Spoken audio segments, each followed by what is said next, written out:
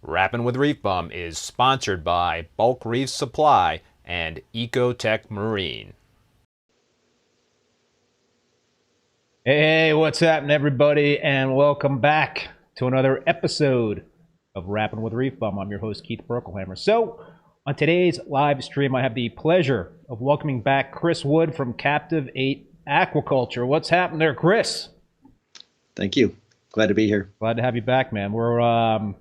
We had a real interesting discussion about a year ago, so I know we got a lot on the docket in terms of some topics, and of course we're always going to pivot if we need to and see what people are saying in the chat and the comments and what have you. But yeah, man, looking forward to a nice in-depth discussion here, and I see that a lot of folks in the chat are as well, Chris.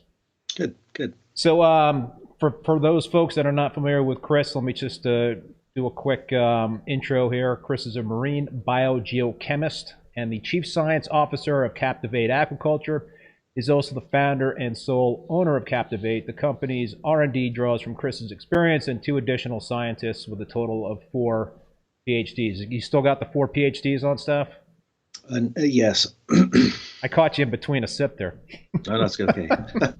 Yeah. Chris entered the aquatics industry in 2000 as a marine scientist and product development and support specialist, and since that time has worked with aquarists and organizations throughout the world to improve outcomes with aquarium systems and recirculating aquatic ecosystems. Some of the organizations that have used his formulations include the Smithsonian Institute, Disney, NASA, and the Israeli government, as well as several aquaculture operations in the U.S., including ACI Aquaculture, Chris Meckley. So before we start chatting with Chris, I just want to thank the sponsors for this show, both Bulk Reef Supply and Ecotech Marine. I appreciate these companies supporting the live stream, and I also appreciate all you folks out there that are tuning in. And I see there's a good chunk of you already that are in the live stream. Spread the word. We got almost 60 people watching right now and 19 likes. So let's get those likes up so more people can find the live stream. And while you're at it, go ahead and hit that subscribe button to the channel if you haven't already. As I mentioned last week, Chris, I'm close. I'm getting closer to 20,000 subs. So I'm trying to make this push, hit that 20K mark. It's a nice milestone. Yeah, yeah. So all right, man. So similar to last week, we had with Mecleon, we had a lot of fun doing some giveaways, and we're going to do another giveaway on this live stream. The response was tremendous in terms of what in terms of the people that entered the giveaways. We did a work shirt giveaway, and we also gave away some of Jake Adams corals, and so we had a few winners. But we're gonna give away some trace elements, right? The Isolate MT as well as some Kalkwasser. So Right. we're gonna have two different winners, and each of the winners will get two 60 ml bottles of the Isolate MT, and as well as two 500-gram bags of the Kalkwasser. But I'm not gonna give the rules yet in terms of how to enter the giveaway, because I want to give people a chance, more people to get into the stream. So yeah, when we get through a chunk of the conversation, then I will pass along the instructions in terms of how to enter this contest. So anybody that is submitting entries right now via the way that we did it last time, they're not going to count. So, you got to wait until I say go, and I'm going to look at that time, and then from that time forward is like when we start counting. Does that make sense, everybody out there? Hopefully it does. I think it'll give more folks a fighting chance at this giveaway. But that's a pretty cool giveaway, man. Thanks, Chris. Appreciate it. Of course. Yeah. Yeah. Just for those folks that are not familiar with the Isolate MT, can you give a brief description of what that is? Sure. So Isolate MT is what we developed to add the critical elements for photosynthesis, specifically in systems that were being operated with algae turf scrubbers, and that was the impetus for the formulation. So the minor and trace elements that are included are expressly those that are utilized or that are critical to photosynthesis. It does have a very potent concentration of iodide as well. I did that because iodide tends to be bled out of systems so quickly. But the remaining elements that are in there are all extremely important for turf scrubber operation and continued ability to go ahead and make use of the existing nutrients to help keep the system running at the appropriate nutrient deficit. Gotcha. So I see a comment in here about how to buy the Captiv8 Aquaculture Kalkwasser, and I see that question a lot, Chris, in terms of just being able to find places to buy the Captiv8 products. I don't want to do an over the top plug here, but just for folks to make it easy in terms of how they could find your stuff. So if you go to the Captiv8 website, there's a menu across the top of the website, and there's a drop down button there that says purchase. The two options are Reef Blueprint and Captiv8 Aquaculture. The differentiation is just that Reef Blueprint is packaged in sizes that the typical aquarist is going to use in their home reef system.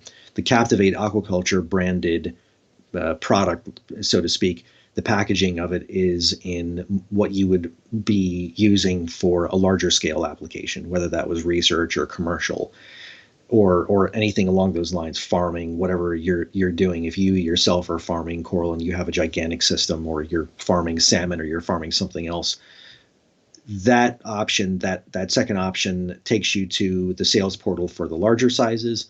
The top option, which is Reef Blueprint, takes you to the referral page that shows all of the dealers, the authorized dealers carrying the product. I do want to just let people know, you're not going to find this on Amazon. I'm not letting it be sold on Amazon or on eBay or on third-party sites like that. I'm trying to keep it so that the dealers who are carrying the product have some degree of protection, and the dealers that are carrying the product tend to be offering the entire product line. So it's not like you're going to be in a situation where you contact them and they say, "Oh, we don't carry that." Right. That's not largely going to be the case. So if you have those two options, that's how you find I it. see Champion Lighting and Supplies in the chat, and then somebody made the comment that Champion Lighting sells Captiv8 as well. So there you go. That's Yes, one way to find it. Absolutely. Yep. Yeah. A quick question from Jason Langer, and we're probably going to get to this at some point anyway, but question is, I run an ATS and have been algae turf scrubber and have been dosing isolate MT for a year with great results. My last 2 test reports show very high iodine.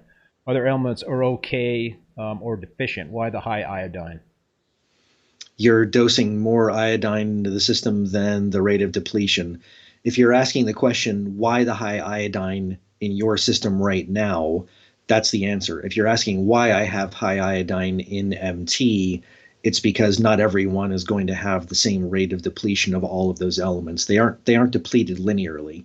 And that's where MT is a starting point. And for someone who's not going to run ICPs, what I would recommend is that they actually back the dosage of MT down to something like 1 drop per 100 gallons net system volume daily. So 1 drop per day per 100 gallons net system volume. And then you're going to be deficient in many of those elements that are being contributed, but they're still going to be going into the system on a daily basis. The iodide is probably never going to become excessive, and it generally won't anyway. But in your case, I would recommend that you dial back on the MT so that your iodide concentration comes down and you keep an eye on the productivity of your scrubber. If your scrubber seems like it needs a kick in the pants because you're seeing a depleted concentration of iron or manganese or cobalt or nickel, those are the 4 that are most likely to become depleted. That's when you utilize the ICP and you take a look at our online calculator and you start supplementing those solutions as your system actually needs them. So the difference being, if you're the person who's going to run an ICP, then at some point in time, I recommend backing MT down to 1 drop per 100 net system daily anyway, and supplementing with the other solutions as your system actually requires them. And if you feel that it's justified that they be supplemented, you may have a different opinion. You may not want to dose some of those things because you might just feel like there's something in there that you don't necessarily want to dose. But the beauty of you running an ICP is that you have the ability then, using the calculator, to punch those values in and be able to then determine what should you be doing maybe going forward to go ahead and bring some of those values up. And we're going to go through some examples of some of my ICP test results with the calculator. But there's another option too, though, Chris, right? Instead of using the MT, you can do what I'm doing, which is what you recommended, which is go individual traces and minors. Yeah, that's the other option. The MT, again, is really for people who are not going to be running ICPs. They can be dosing it kind of in line with the growth rate of their scrubbers, but you don't have to. No one has to run an ICP. If you choose to run ICPs, then what makes the most sense is to use the individual solutions, and those are available in sizes as small as 10 mils, which is 200 drops. Those little 10 mil bottles treat just a massive amount of water, depending on the ion we're talking about. But it's not like you are having to spend a massive amount of money to get yourself into this thing. You can get the kit that we put together, which is 10 bottles of the minor and trace elements in that 10 mil size, and that's gonna last you a long time. And I think the map is $20, something like that. So and some of those little 10 mil bottles treat thousands of gallons, literally. Right, all your additives, whether we're talking minors and traces or other stuff in terms of coral food and amino acids, very highly concentrated stuff. Right. Yeah, so Jason, that might be a route you want to consider, because if you're good with everything else, but you want to dial back on the iodine, then getting off the MT might be a better way to do that, because then you could just stop dosing iodine. Yeah, I in that circumstance, what I would recommend is to drop the MT back to the point where it's providing the iodide to the system to keep you within very close proximity of the value that you're aiming for. And then you know that all of those other elements are going in. You're getting them anyway, even if they wind up being depleted. Now, if it's not just iodide, but if it's something else in MT that's also high in your system, like if your molybdenum number is really high or any of the other constituent ions, then I would say to you, okay, probably not a bad idea to discontinue using MT and just go with the individual solutions. But if you only have one element that's elevated and it happens to be iodide, then just dial back on the MT to the point where you know you're not overdosing. And you can figure that out through the website and through the calculator as to how much MT you ought to be dosing. And then just, again, supplement the remaining elements that you feel are critical with the individual solutions. Yeah, he says he's currently isolated MT he's cutting that back. He's dosing iron, manganese, and potassium individually, and looking at others individually as well. Okay, so a couple of more.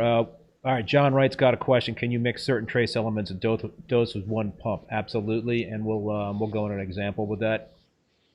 Yep, that's what I am doing, and it definitely makes life a lot easier, because if you're dosing 7 or 8 things, then that can get kind of expensive in terms of peristaltic dosing pumps, right? Yeah, it can get very complicated, and you've got a lot more on your plate to be paying attention to.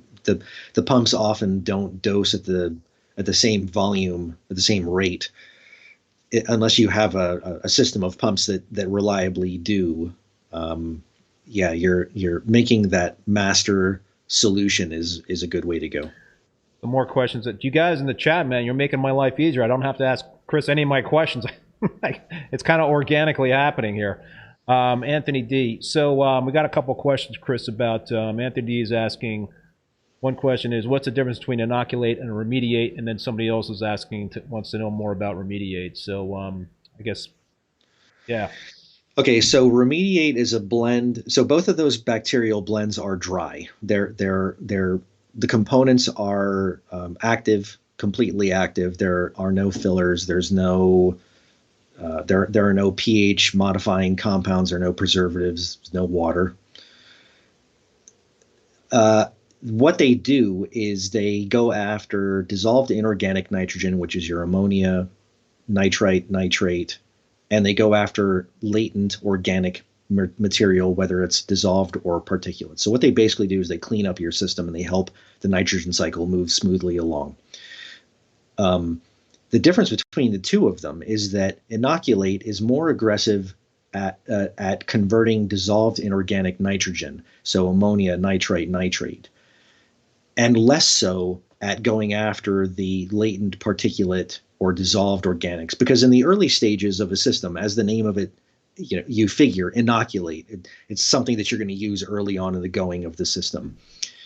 There's not a lot of latent organic material sitting around in the system usually over the first couple of months. It's not until later on in the life cycle of the aquarium do you have buildup of organic material in places that are difficult to get to. Remediate, by contrast, is more aggressive on those organics, a little bit less aggressive on the inorganic nitrogen, because by the time the system has become mature, presumably the nitrogen cycle is well underway. And so what this is doing is it is helping with the conversion, the rapid conversion of ammonia, nitrite, nitrate, and kicking nitrate out. It does actually denitrify, and but that's on a relatively less aggressive rate than inoculate. So inoculate, again, is more your nitrogen, and remediate is more of your organic material. And this is, now that we're entering hurricane season, just about. We also have something that's a liquid that's called eliminate DIN, and DIN meaning dissolved inorganic nitrogen. And it can convert ammonia just crazy rapidly. It can deplete ammonia. It can basically take the ammonia concentration down by 50% over a course of about 24 hours. If something happens where you lose power for a prolonged period of time and you need to keep the nitrogen cycle going in the system, and you're primarily concerned with ammonia spikes or something like this, then eliminate DIN is what I would recommend. It is a liquid. It's not going to have the longevity that the dries do. The dry products, as long as you keep them free of moisture and you keep them free of contaminants, they're going to be they're going to be viable for over 3 years. They may have lost some viability by the time that rolls around, but they're still going to be viable.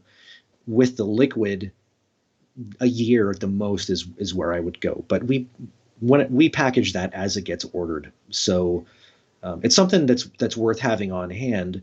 But if you're concerned more with longevity of the product, and again, because hurricane season is right around the corner and we're all facing power outages and brownouts and whatever else throughout the rest of the country, then I would go for inoculate to try and help keep the dissolved inorganic nitrogen in check. In what situation would you recommend using remediate? What would be some common instances where somebody's tank is there's something going on with that tank, the nutrients are heading a certain direction, or you're getting a certain type of cyano, a problematic algae. I mean, what would you recommend remediate be used in what instances? Yeah, definitely algae and cyanobacteria. There's going to be a conversion of the available nutrients that those organisms are making use of, and it'll be to more microbial biomass. And so what you're doing is you are decreasing the amount of available nutrients for those organisms. Then that in turn becomes food for your filter feeders, your suspension feeders. It also becomes exported through capture of particulates, whether it's through mechanical filtration or through protein skimming. So it will assist in helping get nuisance algae, nuisance organisms under control, to the extent that what it's doing is it's starving them a little bit of the available organic material. It will improve water clarity. So easy way to see that is if you've got a light meter that's reliable and you're looking at a reading that's down at some standardized depth in your system, whether it's at the bottom or somewhere else, the application of remediate can actually improve the water clarity. So you might start seeing an improved amount of light incidence at that point. Low ORP, where ORP has traditionally been a little bit higher, if you start noticing your ORP is starting to slip, which is an indication that there's more latent organics in the system that are accumulating that you're not removing somehow, you're not exporting them rapidly enough, then remediate will help with that, and you'll start to see the ORP start to improve. Can remediate be leaned on solo to solve some of those issues like cyano, problematic algae, keeping nutrients in check, or is it just part of a more of a master plan in terms of handling that sort of stuff? I mean, is it more of a complementary type of product? It is more complementary. You still have to have good husbandry with a system. You have to know what your nutrient budget is, to the extent that you realize that what you're putting in is somehow being exported. And if it's not being exported, you're starting to notice the signs. You're starting to see some of these things pop up. That's an indication to you that maybe something about the routine is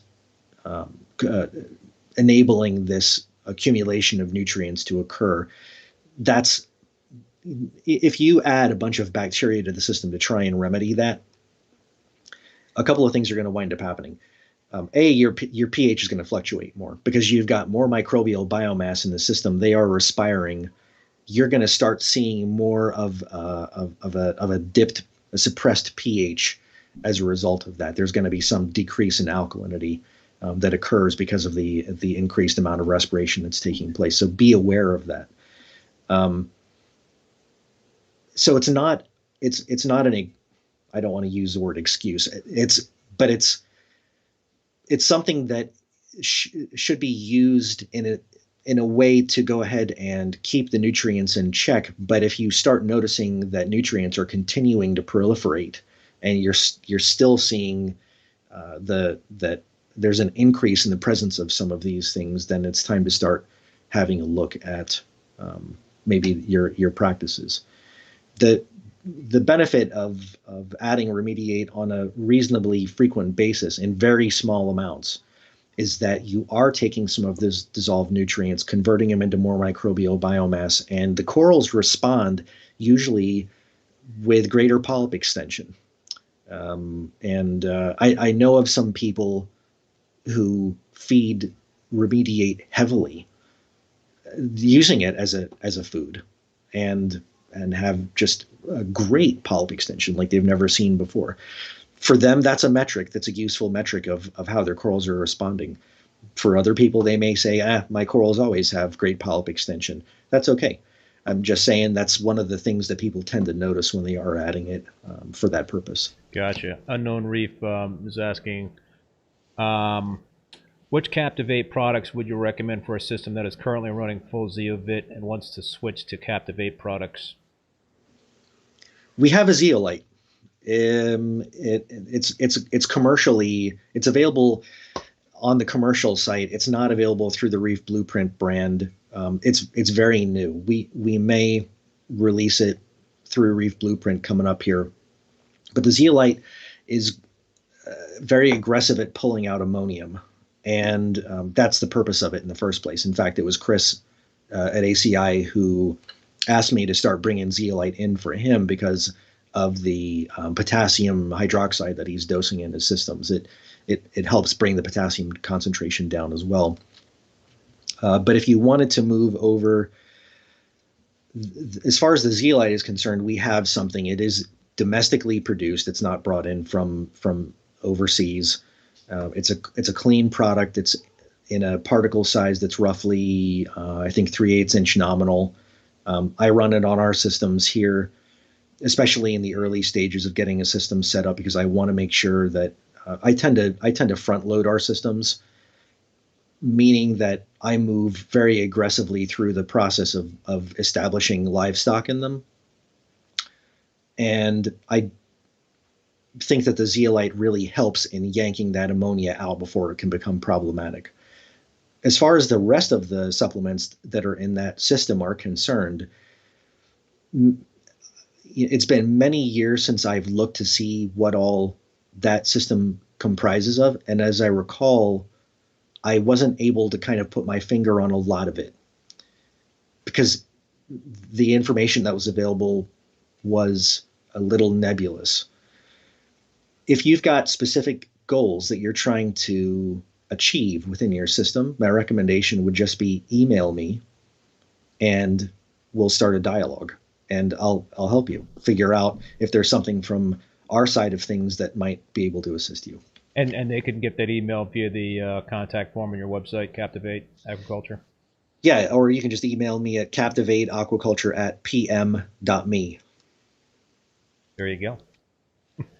Hopefully you're not going to get spammed, dude. I'm sure that I will.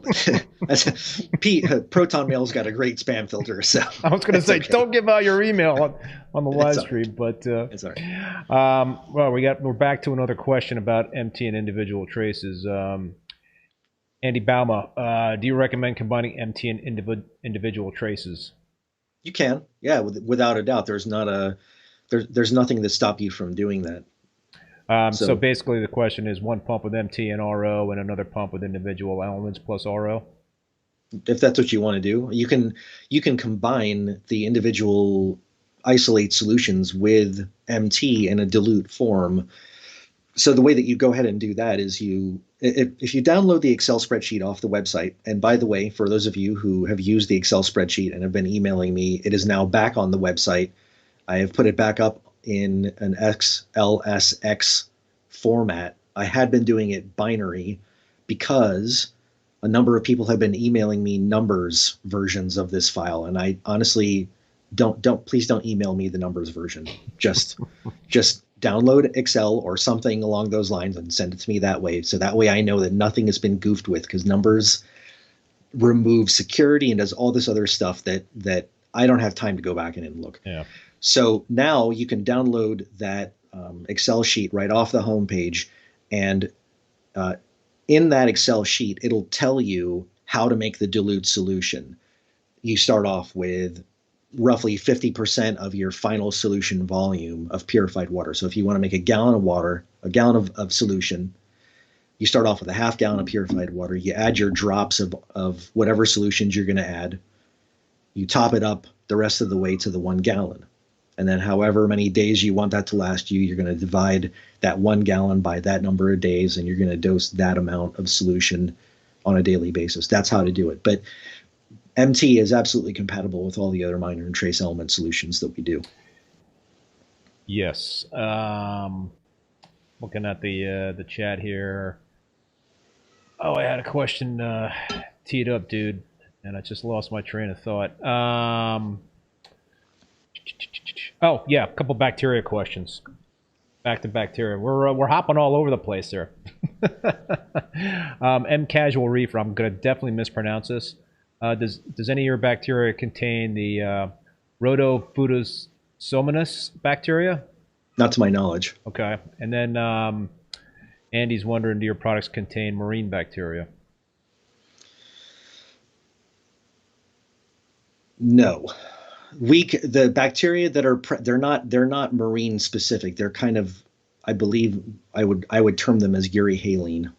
They can handle salinity up to well over 40 parts per thousand, and much lower than that. And most people are not going to be, unless they're doing a Red Sea biotope, they're not keeping their salinity at 40 or 42 or something like this. They're going to be keeping it more in the 34 to 36 range.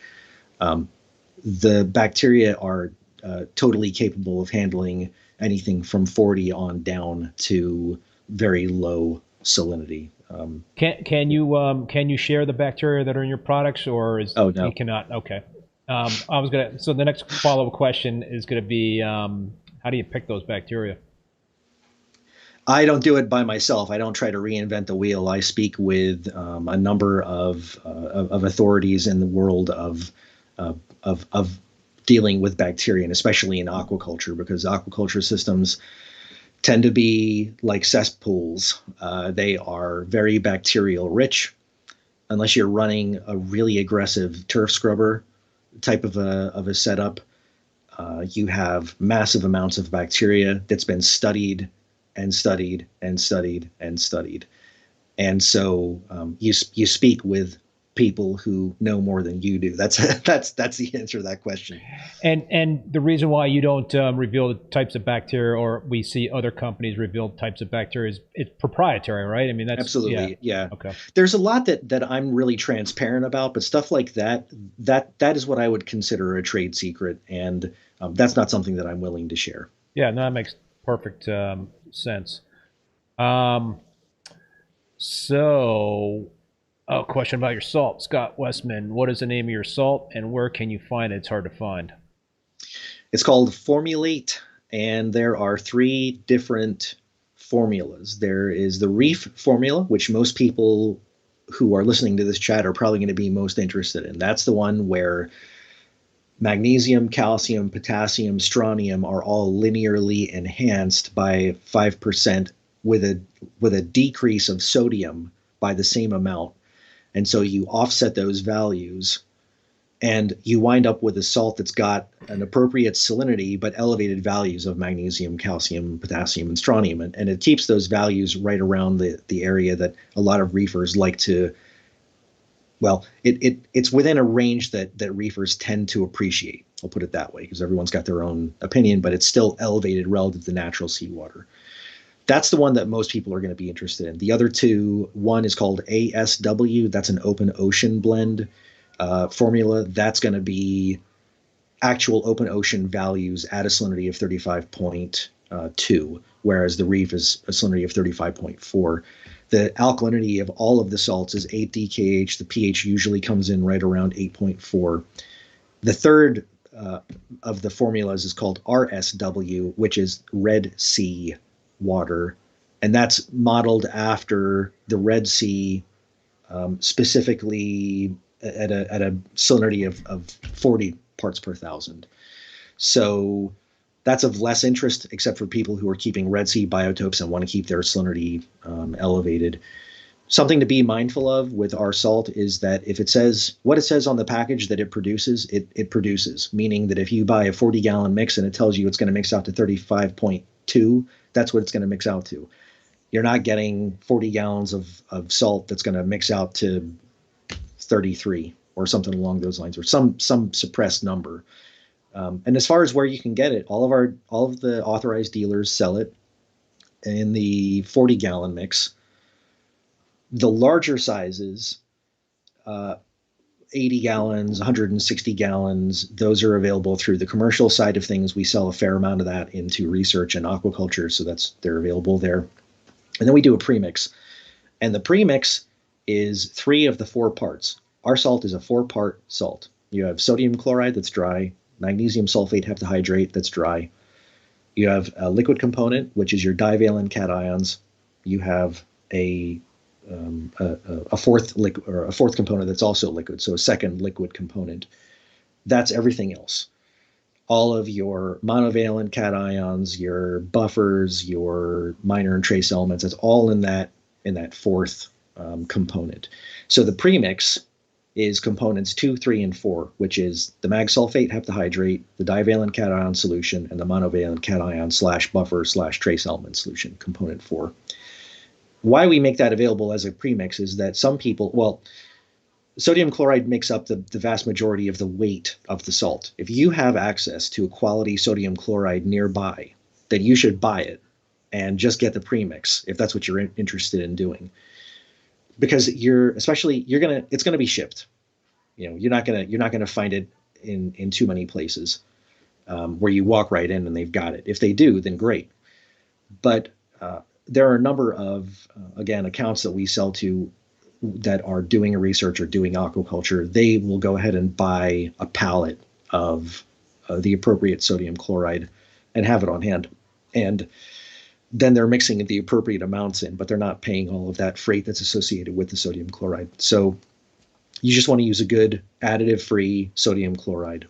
Morton, Purex, US Salt makes a good one. Cargill makes a good one. I'm sure there are others.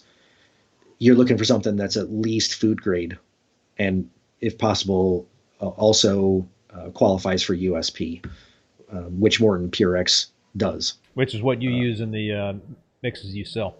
Absolutely. Yeah. Morton Purex is great salt, and I think I've been using Purex for a long time. Yeah, decades. Yep.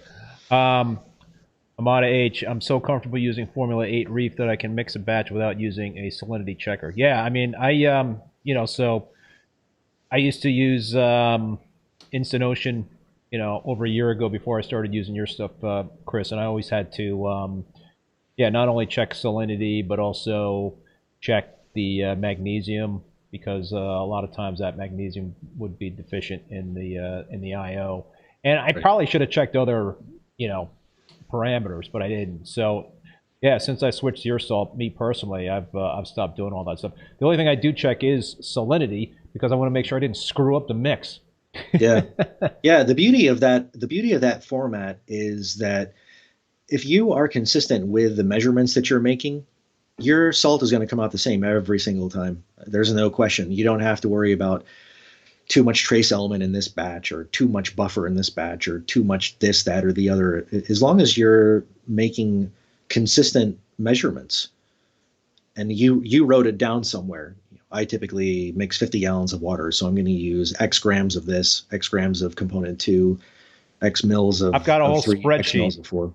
Yeah. And the other thing is, you don't have to be exact. It's going to give you a very close proximity of our formulation, but maybe your scale only gets you so close to the actual number that you're going for. That's okay. There's going to be an over under there somewhere. Your scale has got a degree of accuracy. Don't worry about that, man. I mean, you're going to be so close anyway to the previous batch, as long as you were measuring carefully and you actually were paying attention to what you're doing. The beauty of it is that it just comes out and it's clean and it's the same, and that's with salt. It's you so desperately want a good basis for your water chemistry, and that's a big deal.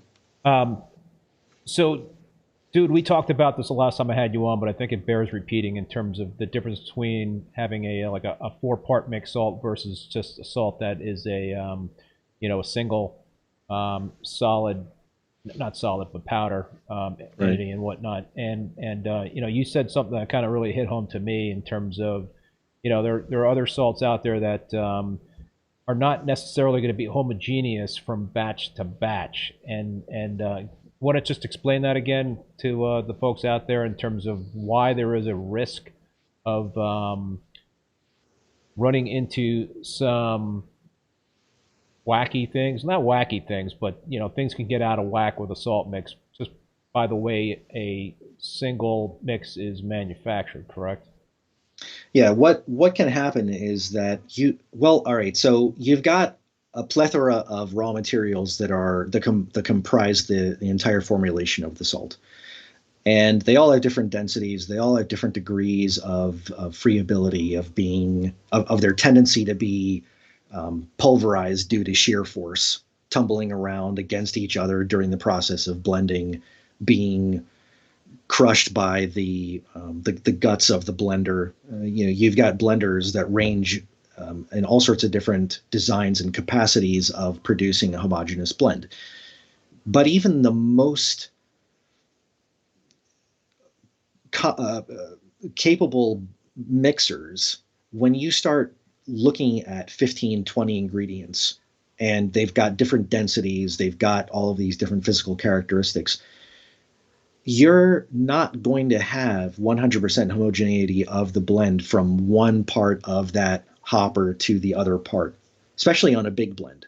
If you're making salt, which is very low margin, and you're doing it no matter how you're doing it, it's very low margin. Unless you're low margin, meaning the manufacturer's not making a lot of money off of it. Correct. I think I would posit that the only scenario where that might not be true is if you are obtaining salt from a desal process and they're paying you or they're subsidizing you to take it away, kind of a thing. But if you're making your own salt, you're putting it all together. It's a very low margin operation. It's dirty. It takes huge equipment to do it properly. It takes a lot of paying attention to what you're doing because you're weighing everything out individually. And so what winds up happening is even on a not a mixer or something that's a really high, I won't say precision, but a really capable blender of blending multiple ingredients together, inevitably those differences in the physical characteristics of the raw materials themselves lead to some inconsistency within that batch. And so worst case scenario, let's say you've got a blender that's elongate and horizontal. You might get a sample of salt from one end and a sample of salt from the other end. And test it, and maybe it doesn't come out the same.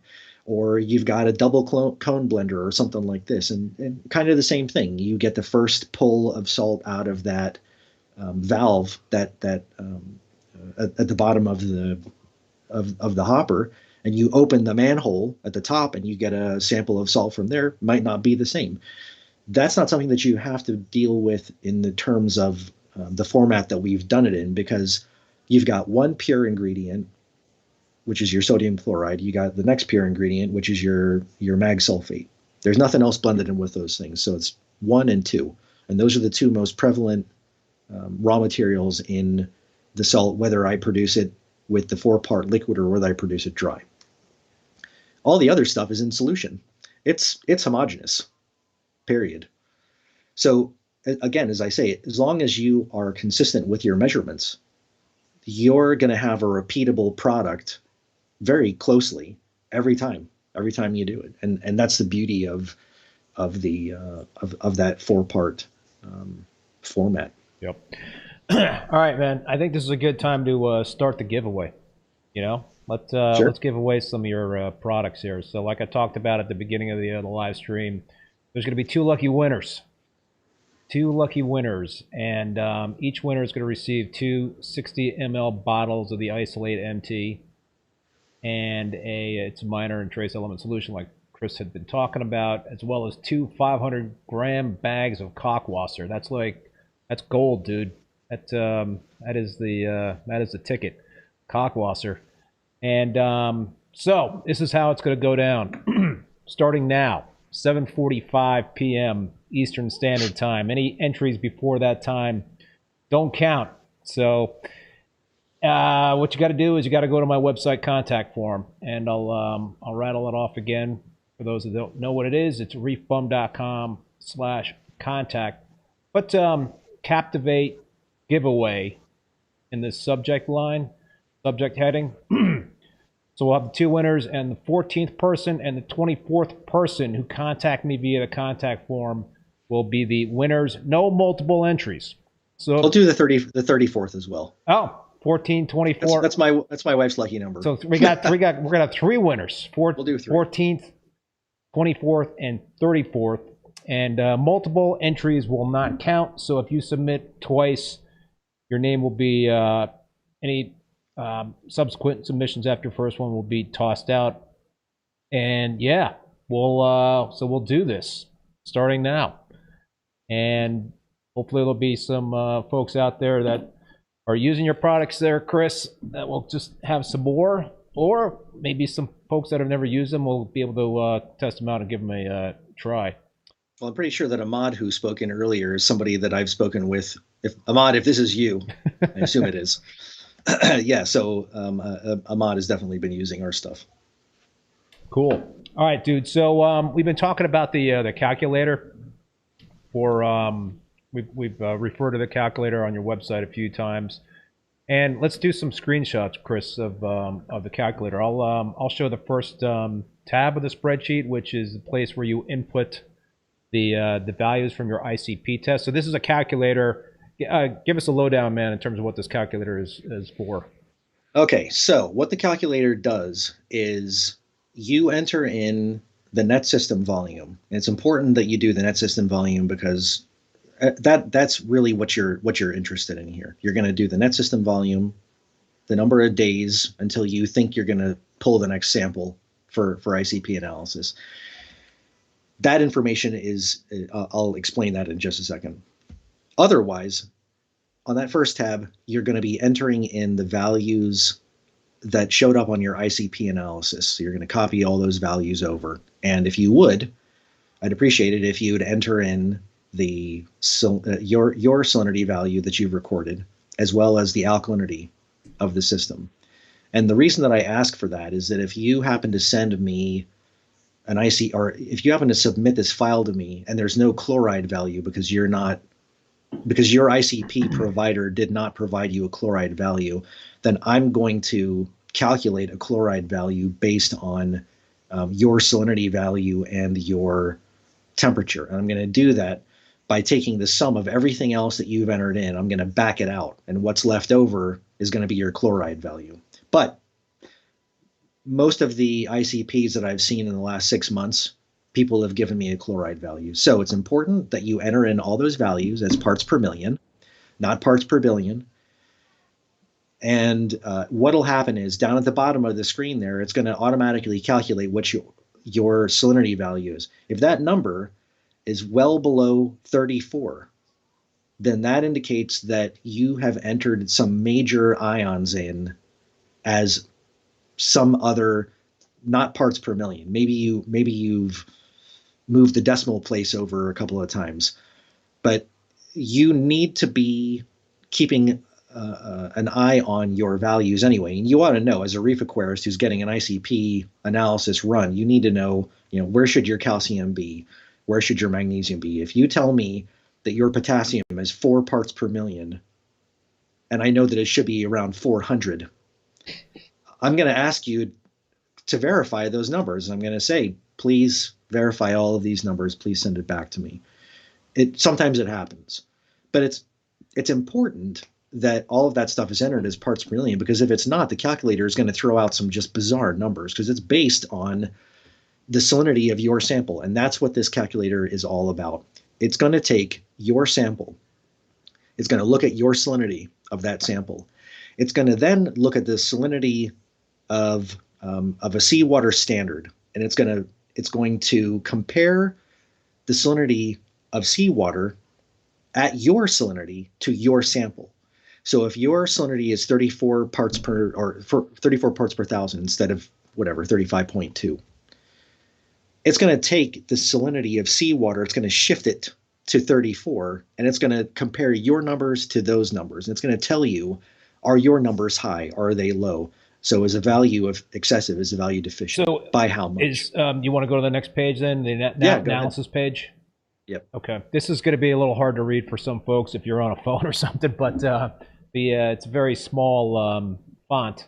But go ahead, Chris, explain what we're looking at here. So what you're going to see on the second page is the analysis portion of it. And if you're not using any Captiv8 supplements, this is as far as you really need to go, because what it's going to tell you is your values are in excess or they are deficient, and by how much. And if it's an element that is an element of interest, so we'll call it an element that acts in a non-conservative fashion in a reef system, in a recirculating marine system, that would be magnesium, calcium, potassium, strontium, your minor trace elements that are involved with photosynthesis and other critical biochemical reactions. It's going to tell you what to do. Do you need to increase? Do you need to let that concentration ride for a while because it's in great excess? The other elements that are listed there tend to be elements that are potentially toxic if they reach natural seawater concentrations, or if they become elevated beyond those. And the two that we tend to see most are aluminum and cesium, although lithium also shows up as being in excess for a lot of people's samples. And yes, that is coming from somewhere. I don't know. We don't formulate anything with any of those three elements, so it's coming from another source. But so that analysis page is just giving you the actual analysis. Are your values higher or are they low? And it's not doing it from the perspective of, for instance, looking at your calcium value and saying your calcium is 398, it's low. Someone might look at that and say, oh, my calcium is low. Well, if your salinity is at 34, chances are your calcium is high, because it should be lower than 398. But so this is quantifying the analysis that you've just had run by the ICP service provider. And so it's giving you an actual comparison. If I took a standard a chunk of seawater and I diluted it to the salinity of my sample, if I went out to the ocean and the open ocean and I got a hold of a liter of seawater and I diluted it, what might those values be? And of course, these values are all based upon values that are reported by oceanographers, chemical oceanographers. Some of those values may be different than what your ICP provider tells you the values ought to be. That's always going to be the case. There's always going to be some disagreement in scientific circles as far as those things are concerned. Keep the concentration wherever you want it to be.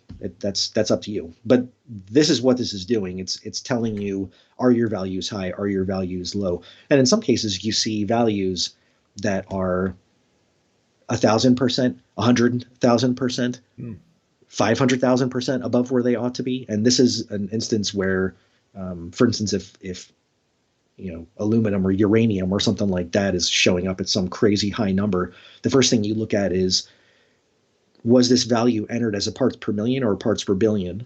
And on that first page, there's actually a little spot up at the top where if you aren't okay with performing that conversion yourself, you just type in the parts per billion, it spits out the parts per million. That's the number that you then copy down. But so what this is doing is this is quantifying your ICP analysis, and it's really telling you, okay, where's my water stand with respect to seawater if seawater had the same salinity as my sample. Gotcha. And that's kind of, there's probably many different ways to look at an ICP analysis, but this is a way of doing it where you actually have a frame of reference, and that is nature. So a couple of questions about ICP providers. One person was asking, does it matter which ICP test provider you're using? And I already answered that in the chat. You can use any ICP test provider. There's a couple questions about fluoride. So, question is about the spreadsheet. What, if your ICP provider doesn't provide the fluoride element, what do you enter in the spreadsheet for fluoride? 0. Anything that is not provided or that shows up undetectable or not detected, leave the value as 0. When you download this spreadsheet, all of those values in every one of those cells is going to be 0. If you type some text into that field, it's going to throw the entire thing off, because this is, again, a calculator. It's working off of an Excel formula. So you got to leave all unknown values or undetectables, just leave it as 0. And Becca Bitts is wondering, also curious on fluoride, how do we avoid an overdose if testing is difficult to get? Use it very conservatively. If you're going to dose fluoride, you start off with a very low dosage, and the metric you're using is the color of the coral. That's a little bit risky, because there are going to be people who will look at it and say, I want my blues to be just blue. I'm going to just dose a lot of fluoride. Please don't do that. Please dose very, very conservatively. And if you go onto the website, you'll see. And if you've got specific fluoride questions, again, email me. I answer all of our tech support. Please send those questions to me directly. Yeah, I've been dosing fluoride. I've mentioned this several times, and my blue was popping on some corals. But what I'm doing is I'm using Reef Labs for my ICP test for pretty much everything except for fluoride, and I'm using Florida Marine for the fluoride number. But word has it that down the road, Reef Labs will be having fluoride available with a MS spectrometer in the works. I think that's imminent. I feel like that's like now kind of a thing, or very, very soon, as in within the next, short span of time here. Yeah. Corey Page, thank you so much for that super chat. Keep keeping it real, Keith. Thank you, Corey. Really appreciate that. John Wright. So John, I think John makes this comment pretty much on every one of my live streams, or a lot of these live streams. Keith, does this ReefBum, does this take away from just being a hobby? Do we have to delve too deep into loving their tank and enjoy? Listen, I think we've talked about this before in terms of having a retort to that comment.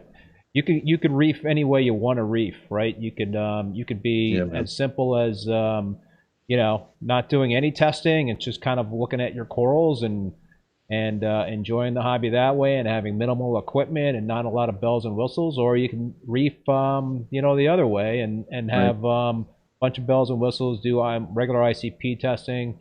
Or you can do a hybrid of that approach. I mean, that's the awesome thing about this hobby, right, man? It's just kind of like it's up to the individual in terms of how we keep a reef tank. But I guess these days there are a lot more options and more places to go down into that rabbit hole. Yeah, it's analysis paralysis, or whatever that term is. There's just so much to be overwhelmed with, and there's nothing wrong with being old school and having your system just dialed in. And this is how I think a lot of us who have been doing this for 30 or 40 or more years, the first thing we look at every day is what do the corals look like? What do the fish look like? That's the very first thing. I don't go looking at monitors or anything like this. I look at the animals, and I make sure that the key aspects of the system are where they're supposed to be. I've had success both ways. I mean, years ago, I never really tested much for anything. I never did ICP tests. I didn't even test for phosphate. I didn't test for magnesium. And, I had thriving SPS dominant reef tanks. Now, I've started doing regular monthly ICP testing. I'm doing your traces and minors. I'm using your salt. So, and I'm having a lot of success doing it that way as well. So it's there are many different ways to skin this cat, for sure. Yeah. I did a talk many years ago where I had made the statement, there's no wrong way to do a reef. And somebody pointed out to me afterwards, there are a lot of wrong ways to do it, but there's not one right way to do it. And I thought about it for a second, and I thought that's probably true. So for those of you that want to get a little bit more into the I don't want to say the weeds of reef keeping and utilize this method in terms of the spreadsheet and doing some ICP testing. Let's forge ahead, Chris, and talk about the automated dosing tab of that spreadsheet. You've already kind of referred to it.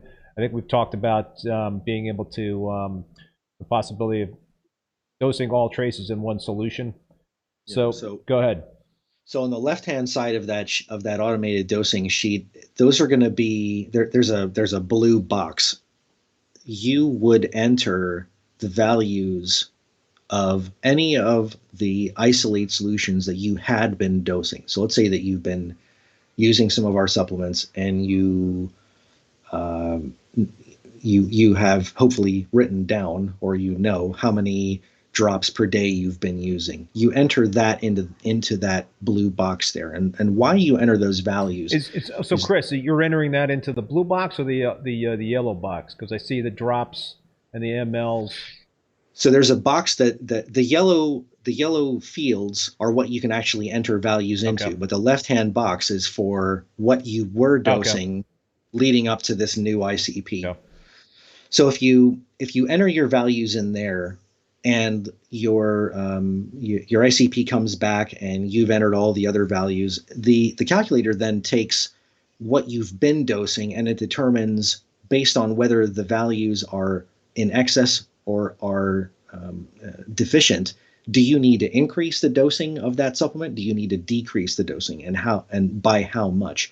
If you leave all of those fields as zeros in the in that blue box, then the calculator assumes that you haven't been dosing any of the supplements, and it's going to tell you in the box on the right hand side, this is what you need to do, going forward. It's kind of like a clean slate. So if you've never dosed any of the supplements, you're going to leave all those left hand ones zeros, and the right hand box is going to just spit out all of the appropriate values for the dosage of the various supplements that are showing deficient in your ICP. So that is for the automated dosing. And as far as combining those supplements together in one solution, they're compatible with each other with just a couple of caveats. Yeah, really. I mean, it's the divalent cations that you don't want to put into the same solution. And I'm talking about major ions in this case. So that solution calculator shows you everything from boron to zinc, including calcium, magnesium, strontium, bromine, silica. What you are going to want to avoid is dosing the boron supplement or the silica supplement if you plan on dosing the minor and traces in with a calcium solution or a strontium solution or a magnesium solution, because there will be some precipitation that occurs. But if you're not dosing those calcium, magnesium, strontium in that solution, then the rest of the solutions are compatible, and you can do that. I get a question lately a lot about silicon. People asking, my silicon number came in at 0, and the calculator is telling me I've got to dose just this massive amount of silicon to get the concentration up. Silicon is it acts like a nutrient, especially in recirculating marine ecosystems. Unless you are raising a cohort of sponges intentionally, like you're farming sponges, leave the silicon out. Or if you've got some special circumstance where you're adding silicon because you've got a reason to add it. But if you're just maintaining a reef system, SPS, LPS, softies, whatever, just leave the silicon out. Don't concern yourself with the silicon. Leave that out. But the rest of them, yeah, they're all compatible in the same solution. Cool. Before we go on to the last, let's do the last sheet, the manual dosing. So that's another option. And that's yeah. So this is if you're not setting up one solution, one master solution, and you prefer to dose by hand, or that's just how you do it. And you could actually use the manual dosing numbers to put together your master solution too. Oh, absolutely. Yeah. Yeah. Yeah. Okay. So what I wanted to say is just remind folks about the very generous giveaway that Chris and Captiv8 Aquaculture are doing tonight. And so we're going to have 3 winners: the 14th, the 24th, and the 34th person that contacts me via the reefbum.com/contact form. Put Captiv8 giveaway or something close to that in the subject header. Multiple submissions will not count. U.S. only. There was a question. Canada. Do you guys have distribution in Canada? No. I had sent some samples out to Adam Sutherland. He was potentially looking at it, but every time I sent samples, they somehow got lost, and I haven't had the bandwidth to put together to go back in and send more samples out. But I believe Champion ships into Canada all the time, and probably so does saltwateraquarium.com. I mean, I'd be surprised if they didn't. And really, any dealer can ship the product globally. It's entirely up to them how they're going to do it. But right, as far as distribution is concerned, no, we don't have a distributor in Canada at this time. Right, so it's your retail partners that can get it to other folks right across the globe. Yep. And just to yeah, in terms of the contest, the winners, the 3 winners, are going to receive each 2 60 ml bottles of isolated MT and 2 500-gram bags of Kalkwasser, the 14th, the 24th, and the 34th person. No duplicate entries. Get that a lot. Champion Lighting Supply. Yes, we do ship to Canada. There you go. So, dude, I mentioned before that I started using your salt and your miners and traces a little over a year ago. And so, I think we both thought that it would be interesting to kind of compare my ICP test results, kind of like a before and after in terms of... Now, I'm not seeing these things on the screen, so... No, you're going to have to take my word for it. Uh-huh. But yes, for those of you wondering, well, how the hell did he know what he was looking at before? I've dude, gone over that Excel spreadsheet 50,000 times. I sent you this stuff though, so you are that's the wrong. Let's see. It's on another computer. It's on another computer. All right. So what do I need to CP warnings? That's the wrong freaking thing. Oh. Huh. I gotta change something up here. ICP warnings is pulling up the wrong chart. So let me change that on the fly here. Hopefully my computer is not going to CP value comparison, annual dosing, before and after warnings. Here we go. That's what I want. All right, so what we're seeing here, Chris, and you folks out there watching, is so I did an ICP test in April of 2022, and then my latest ICP test was this month, June 2023. So before I started using the Captiv8 products, I had 10 important warnings, and these are Reef Lab ICP tests. And now the latest month I've got 5 warnings. And I have to say that, the month to month recently, the warnings do vary. And I think it's very tough to have an ICP test where you're not getting some sort of warning, because it's a reef tank is a living, breathing, it's a complicated ecosystem. There's a lot of things going on. So if you're making adjustments with certain trace elements and miners and what have you, then that might impact other things, and the health and well-being of certain things can also impact other elements. So it's kind of like I think it's always going to be very difficult to be completely dialed in on ICP tests. Yeah, it's a moving target. Right.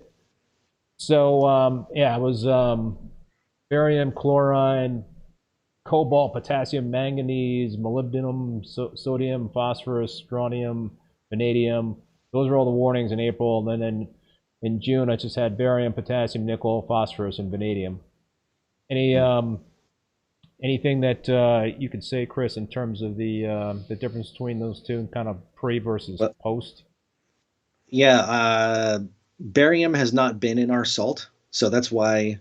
And barium is a new solution that we're just starting to produce this week coming up, because I've had a few inquiries to produce a barium solution. So that's going to be something that I will also include in the salt going forward. That would explain that one. The fact that your sodium and your chlorine, your chloride have come back into the right range is that those are acting conservatively in the system, and you are using a salt that is balanced properly with respect to those ions. It's not uncommon to see sulfate numbers come back all goofy as well, and that could be because someone's been using a sulfate-rich element or supplement in their system for whatever reason, or they're using a salt that has an excess of sulfate relative to the chloride. But yeah, your system is gradually come into a better state of balance, and the fact that those ions that you mentioned now, on many levels, they act non-conservatively. So for them to be a little bit off, I just see that as, with the exception of the barium, as previously stated, the rest of it is just that you've got a rate of uptake versus a rate of input that is different. Right. But it's, they're non-conservatives. So yeah, that's great. If your conservative ions are all over the place, then that's a problem. And I should say that my corals are looking great in both systems. So, that's certainly an important point. You mentioned that before, Chris, is that you got to just watch your corals. That's a big indicator in terms of just not looking at the numbers, but also looking at the health of your corals.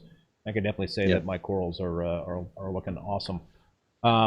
Important ratios. So So this is the magnesium to calcium ratio, the chloride to sodium ratio, and the chloride to sulfate ratio. So before I started using your stuff, I had a 3.5 for the magnesium to calcium ratio, 1.9 to chloride to sodium, 17.1 to chloride to sulfate, and now June, most recent, those ratios are 3.1, 1.8, 18.7.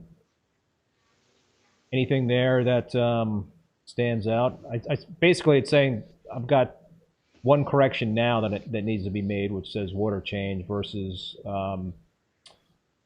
2 water changes back.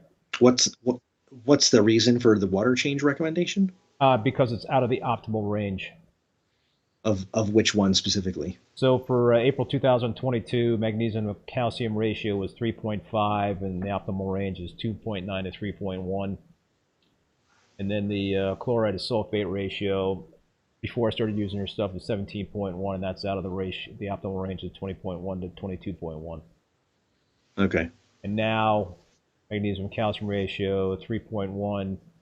That's within the optimal range. Chloride to sodium is 1.8. That's within the range. So the only thing that's slightly out of whack is the chloride to sulfate ratio, which is 18.7. The optimal range is 20.1 to 22.1.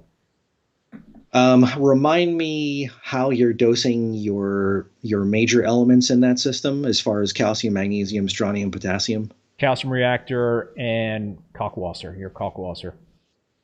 That's interesting. Okay, so you have got either excess chloride or excess sulfate coming in from somewhere.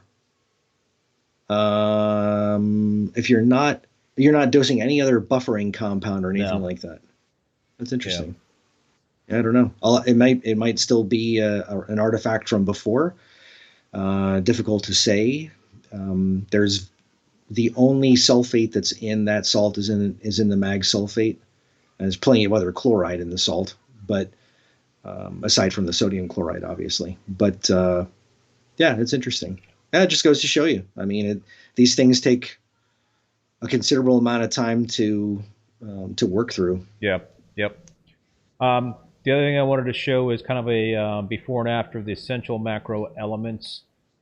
So April 2022 versus June 2023. And again, this is April 2022 is before I started using the Captiv8 salt and traces and minors, and now June, so present day after almost a year, over a year of using this stuff. So I'm getting I was deficient on potassium, strontium, sodium, and chloride, and now I'm only deficient on potassium. Potassium is 372 now versus 353 back in April 2022. And what was the salinity of that April 2022 it was very sample? it was like 31 point something. It was very Okay. That's why your sodium and chloride were low, and also that would explain a low value of everything else. I mean, that's very low.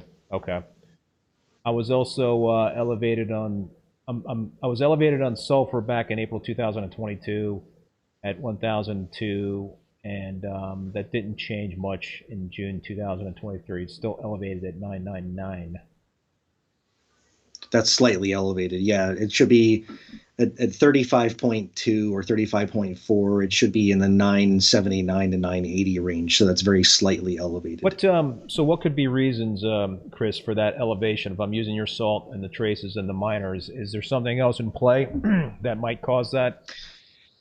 Well, there's going to be some residual sulfate that's going to stay in the system. It's not utilized. It doesn't undergo a non-conservative pathway really. So if it's there, the way to get it down is by performing water changes with a salt that's got a lower sulfate number, and what you're using doesn't.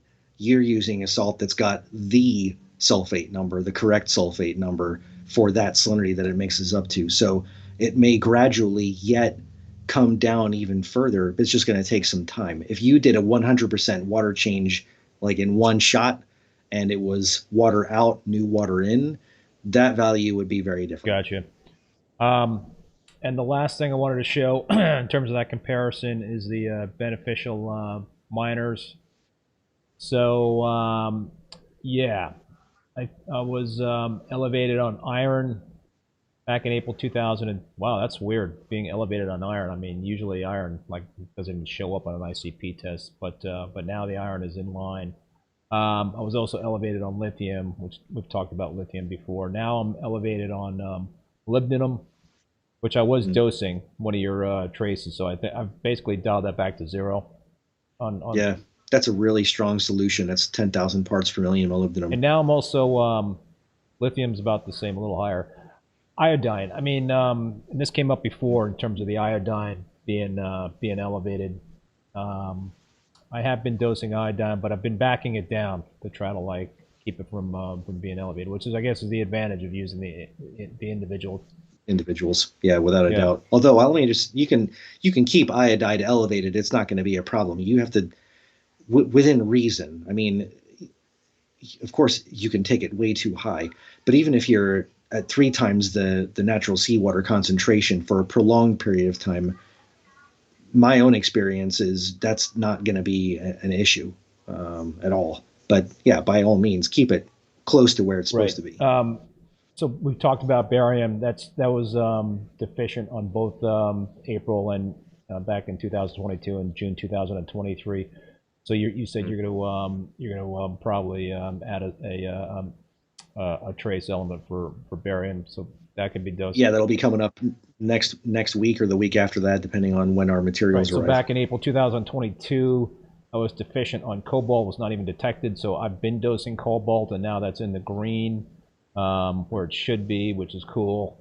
I was deficient on the manganese, not detected at all back in April 2022, and now it's right in the green, 2023.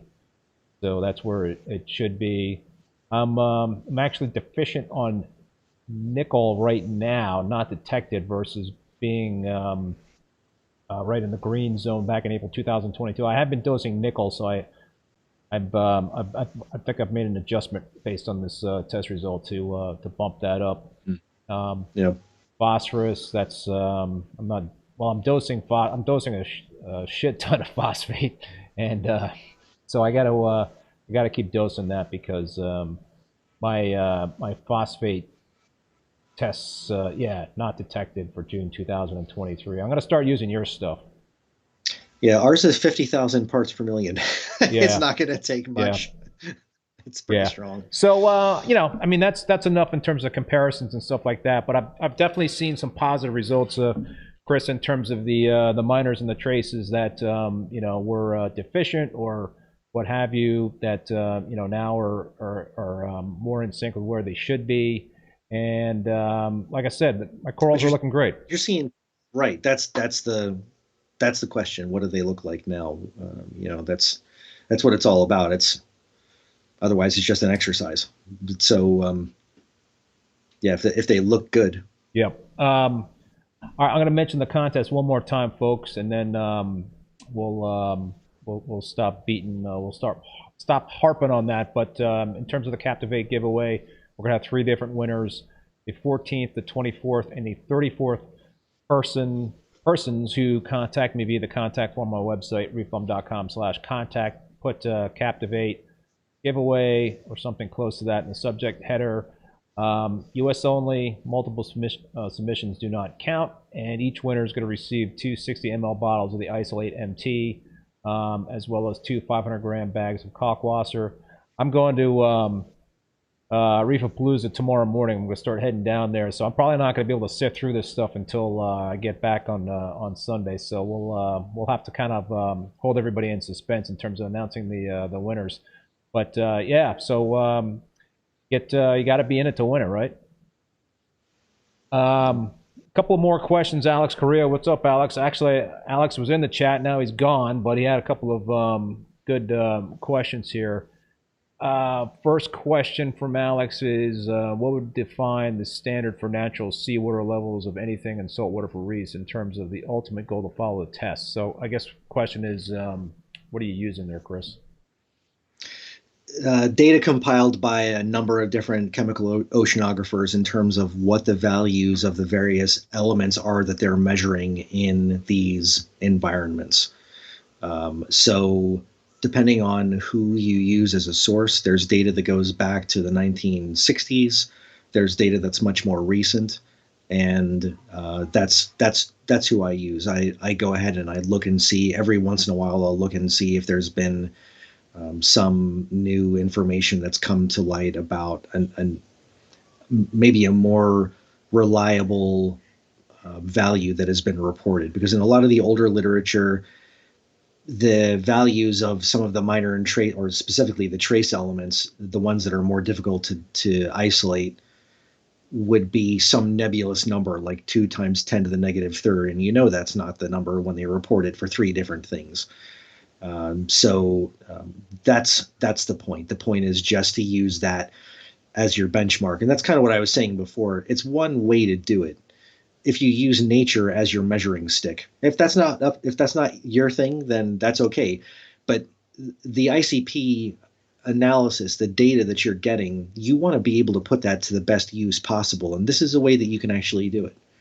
So if that's okay for you to use as your measuring stick, that's what you do. If you look at the values, though, of elements and you say, no, I don't want my magnesium to be this number, I want it to be this number here, then, hey, man, that's your thing. Yep. You take that data and you do whatever you need to with it. So Alex has got a couple other good questions, but I want to also ask a question from Anthony D. What products would you recommend for dinos? Time. A lot of people say iron dosing helps. Yeah, I mean, iron will help, and our iron is pretty concentrated. But I find that if you're keeping the values where they're supposed to be, the dinos eventually bleed themselves out. They just eventually go away as long as you don't have silica going back into the system somehow. But yeah, iron is I know a common method of helping bring dinos down, bringing the iron concentration up. So now Alex has got a very technical question here, dude. Another question. Could you please explain the process of excess additions of calcium ions when precipitation occurs and solidify the calcareous sand substrate? This is actually related to a question Alex, I think, is asking based on my calcified sand bed scenario.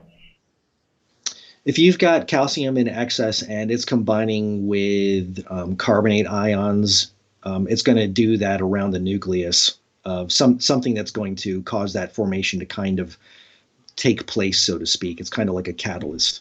That's about as technical as I'm going to get in the explanation, because going into a bunch of specifics, I mean, like, that's more or less what winds up happening. You have this nucleus that acts a little bit as a catalyst, and in the presence of those other ions, you have some precipitation occur, and it tends to happen at those spots. That's why you have solidification of sand beds and rock and huge chunks of calcium carbonate that find themselves inside of plumbing because of that surface interaction that takes place. Yep. All right. And his last question, we've been talking about some kalkwasser and what have you. We haven't talked a lot about pH, but his question is, what would be the maximum pH you would recommend to be maintained in order to avoid precipitation in a reef tank? The maximum that I would personally recommend from a safety perspective is probably 8.4. Now, you can go higher than that as long as it happens on a gradual basis. I don't know how much beyond 8.5 you can reliably go, but the other problem that we have here is how accurate is your pH monitoring equipment. And that lately has been a source of frustration for a number of people from a commercial perspective. And they're using quality equipment. So how reliable is that number? If I say 8.5 is the number might be 8.7. But especially as you get further and further away from the calibration points. But I don't like seeing it go beyond 8.4. And in our systems, I have the max for our kalkwasser dosing set at 8.38, and it generally doesn't go past like 8.41. So I know that I've got some wiggle room there. I'm not concerned if it goes past, but I know it's not going to go much past. Yeah, I think even with like lab grade pH probes, a differential of a 0.1 is probably within reason. Yeah, that may be true. It's really more about trends and consistency than it is about knowing specific values anyway. So that's really the bottom line. DJ Young, thank you so much for that super chat. The last thing, Chris, I wanted to talk about, and you and I have had a lot of conversations about this offline as different ICP test providers, and I think the question always comes up, which one is the best, which one is the most reliable, and how do you approach that? I mean, what's your thinking on the different using different ICP test providers? I recommend going with the provider that is closest to you geographically, first of all, so that you are going to have the shortest turnaround time from submitting your sample to getting the results back, because now your ICP sample was pulled and it's basically a snapshot in time in your system.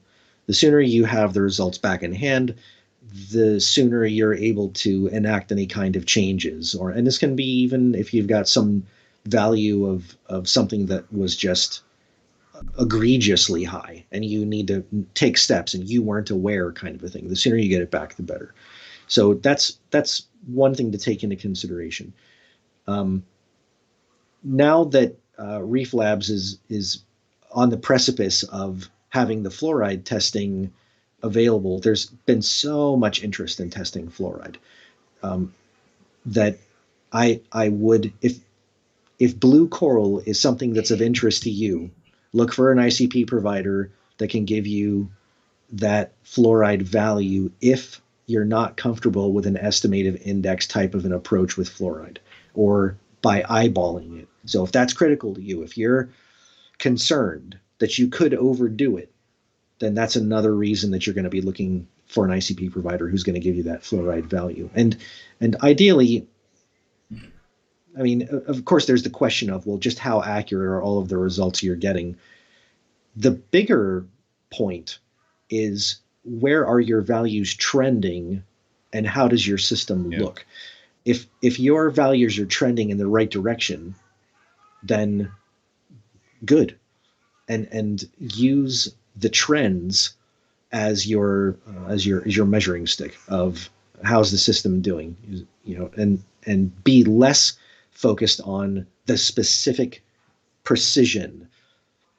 It's important, but that value may not do anything for you, but you can sure look at it and say, whoa, my molybdenum went up by 400%.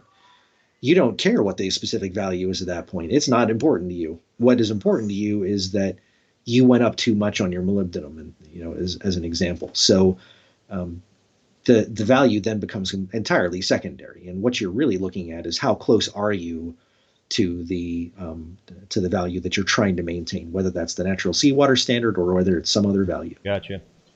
Yeah, and I think the other thing you've mentioned to me several times, Chris, is like pretty much try to stick with one ICP test provider and watch your corals.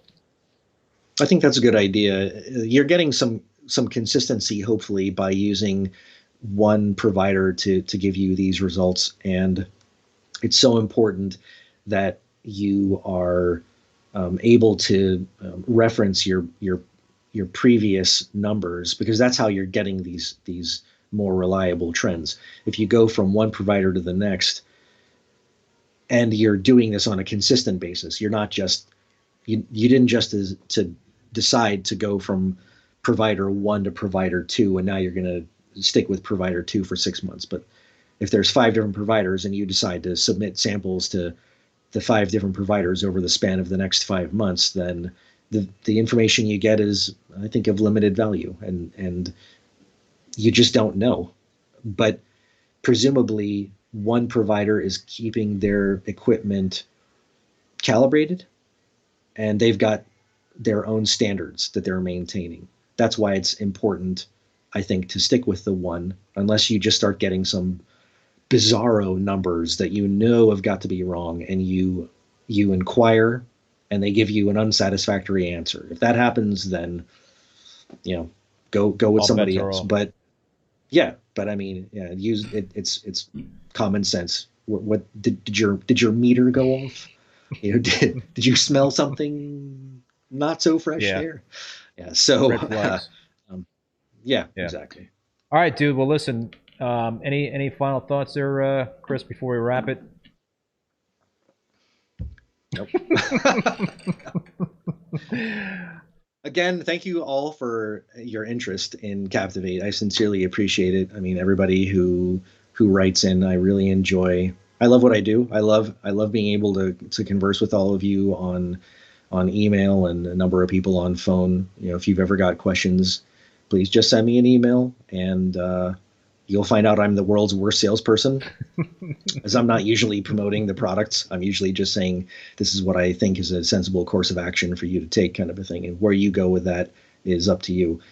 But I do sincerely appreciate all of the business that we've gotten, and I'm glad that people are having good outcomes by employing some of our things in their system. I'm glad they're seeing changes that they really want to see. One last plug for you, man. Stubby Acro just reminded me. All right, so question is, when will the next agriculture episode come up? And plug the what's going on there with YouTube. Yeah, so Chris Meckley and I have put together something called Reef Agriscience, and we had been wanting to do this for a long time, where it's a video series where we just sit down and shoot the breeze and talk about aspects of commercial coral aquaculture that are of interest.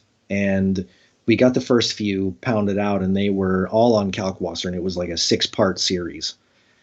And we have some other videos that are recorded, and it's really a matter of me getting the time to put them out. So stay tuned is what I would say. I think within the next 2 weeks, definitely there will be at least one more. And we're going to be doing a slideshow because the last video that Chris and I recorded, for whatever reason, the video itself was not good. The audio was fine.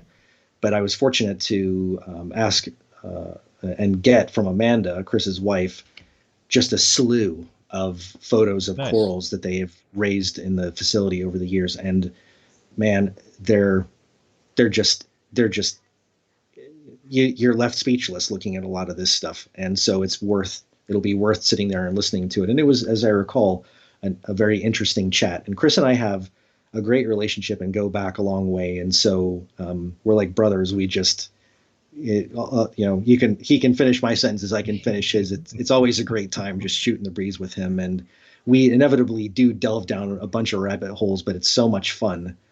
And I think that the information that we've been putting out and what we want to put out going forward, hopefully will just pique people's interest and gives them something to listen to. And so they could find these videos on the Captiv8 Aquaculture YouTube channel, as well as the Reef Agriscience YouTube channel, correct?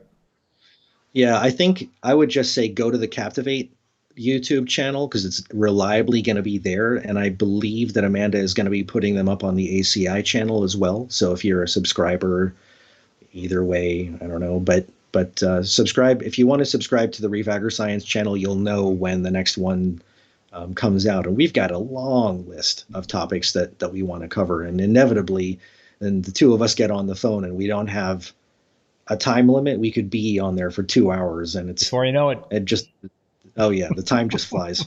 Yeah. And just this is not a secret, but ACI is using all Captiv8 Aquaculture products.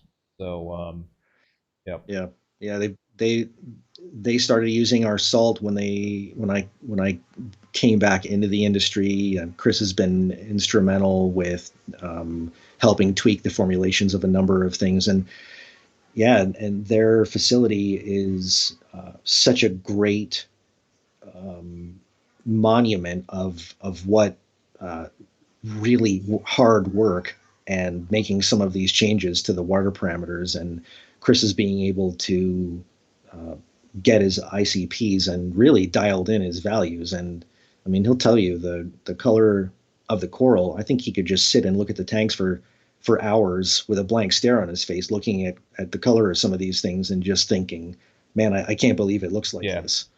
And so I'm really pleased that we're part of that. I've seen that stuff firsthand a few times, and pretty freaking amazing. All right, dude, I'm gonna wrap it then. Thanks, Chris, for joining us on the live stream tonight. I also want to thank both Bulk Reef Supply and Ecotech Marine for sponsoring and supporting the show, as well as all you folks out there that tuned in to participate via the chat. Appreciate the comments and the many questions. Made my life easier in terms of the show. Also want to thank Paul, who is the moderator, as well as the president of the Boston Reefers Society. Please join and support your local reefing clubs. They are so important to this hobby. Also want to let you know that all episodes of Rappin With ReefBum are available as podcasts on Spotify, Apple Podcasts, Google Podcasts, Stitcher, and Amazon. My next Rappin With ReefBum live stream will be next Thursday, June 29th at 7 p.m. Eastern Standard Time with Dr. Craig Bingham. So that should be another great show. If you want to check the full upcoming schedule of guests, visit reefbum.com under the YouTube section. So until next time, be safe and be well. Later.